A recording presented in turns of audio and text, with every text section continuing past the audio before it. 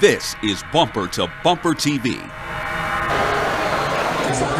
While it may not be NASCAR, for the teams, their advisors, and the fans in the stands, this level of racing is just as important as point standings. For the second year in a row, students from around southeast Georgia competed in a robot car Grand Prix race. Instead of a sprawling track complex adorned with sponsor banners, the competition takes part in a school gym normally reserved for basketball. So this was based off of Suki's car from Fast and Furious.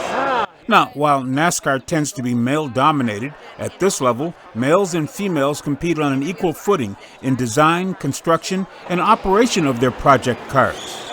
Here, the drivers, many of whom are too young to have a license, pilot the cars using remote control consoles.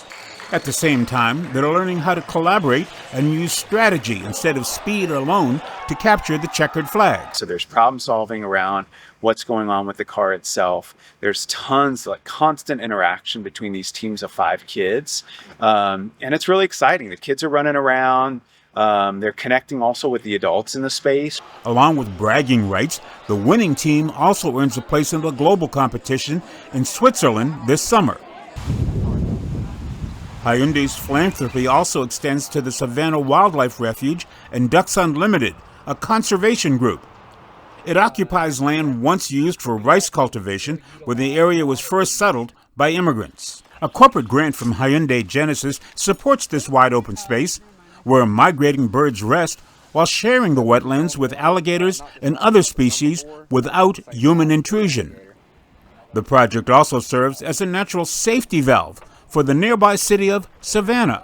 During high tides, different things like that, we keep water out if necessary. So if the city of Savannah was going to experience a flood type situation from a hurricane, we can absorb a ton of water through these dike systems. The U.S. Fish and Wildlife can absorb a ton of water that will help protect the inner city, while at the same time keeping a fragile environment protected from development, which could alter the very delicate balance of nature. I'm Greg Morrison.